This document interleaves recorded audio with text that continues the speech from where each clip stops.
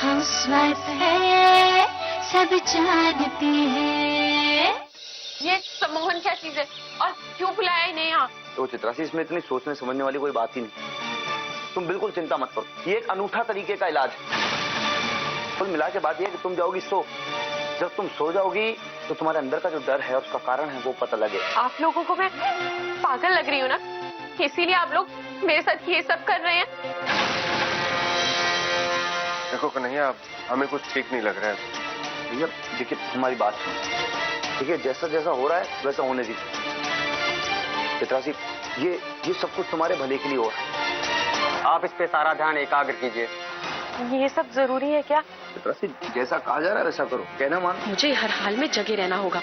अगर मैं सो गई तो इस सम्मोहन वाले ने सारी गोपनीय बातें मेरे मुंह से निकलवा ली तो फिर तो मैं कहीं की नहीं रहूंगी।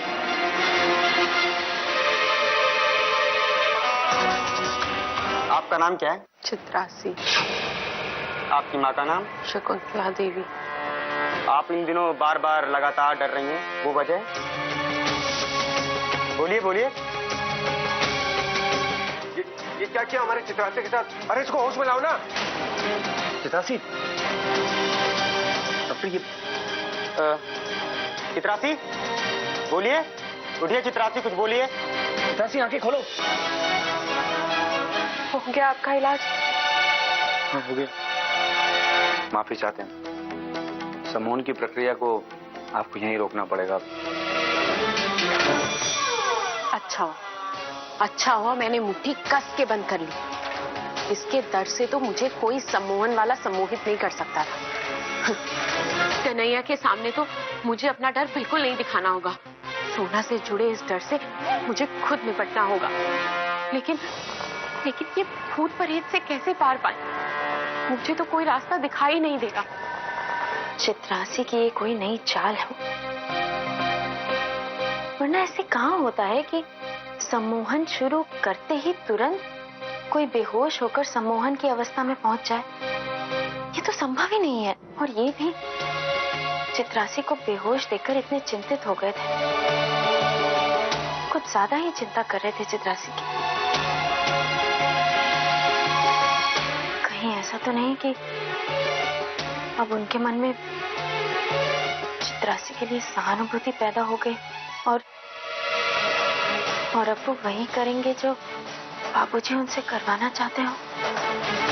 जब मैं श्री रामपुर में रहती थी तो अक्सर बाहर आ जाया करती थी, मंदिर चली जाती थी। लेकिन यहाँ पर आप लोग काम पर चले जाते हैं और मैं यहाँ घर पर अकेली रहती हूँ। शायद इसीलिए मेरे साथ ये सब हो रहा है। नहीं चित्रासी, इसका कारण हम जानते हैं और ये तभी दूर हो सकता है जब तुम्हारी शादी कन्हैया के साथ हो जाए। इस पल का इंतजार तो मुझे कब से था कि घर वाले मेरे लिए दबाव बनाए। मुन्ना, बाबूजी ने तुमसे फैसला लेने के लिए कहा था, क्या सोचा तुमने? बाबूजी ने कहा है ना, सोचेंगे इस बारे में। कहीं ऐसा तो नहीं है ना कि सोना का ख्याल तुम्हें अंदर ही अंदर खोखला कर रहा है? भैया, सोना जी हमारी जिंदगी से जब जा चुकी हैं तो चैप्टर खत्म हो चुका है। उसे हम अपनी जिंदगी से निकाल चुके हैं। आप क्यों बार बार उसका नाम ले रहे हैं? बाबूजी को इस परिवार का चिराग चाहिए, वारिस, समझे? इस तरह अपनी भूमिका को लेकर दुविधा और अपराध बोध में रहेंगे तो ये बात तो तय है कि वो शादी का प्रस्ताव अपना लेंगे। नहीं, हमें अब जल्द से जल्द चित्रासी की सच्चाई सबके सामने लानी होगी। तुम्हें क्या चाहिए? तुम जो बोलोगी मैं तुम्हें दूंगी। मेरा पीछा छोड़ने का क्या लोगी? एक ही तरीका है हमें शांत करने का चित्रासी, कि सबके सामने अपने सारे गुनाह कबूल कर सबके सामने तो बता दे कि ये सब तेरा रचाया हुआ खेल था। चित्रासी, मुझे मत मारना। नहीं, मैं ऐसा नहीं कर सकती। मुझे कुछ ना कुछ करके इस भूत का तोड़ निकालना ही पड़ेगा। मैं कोई राज नहीं खोलूंगी, ना कन्हैया के सामने और ना इस पूरे परिवार के सामने। हाउसवाइफ है, सब जानते हैं।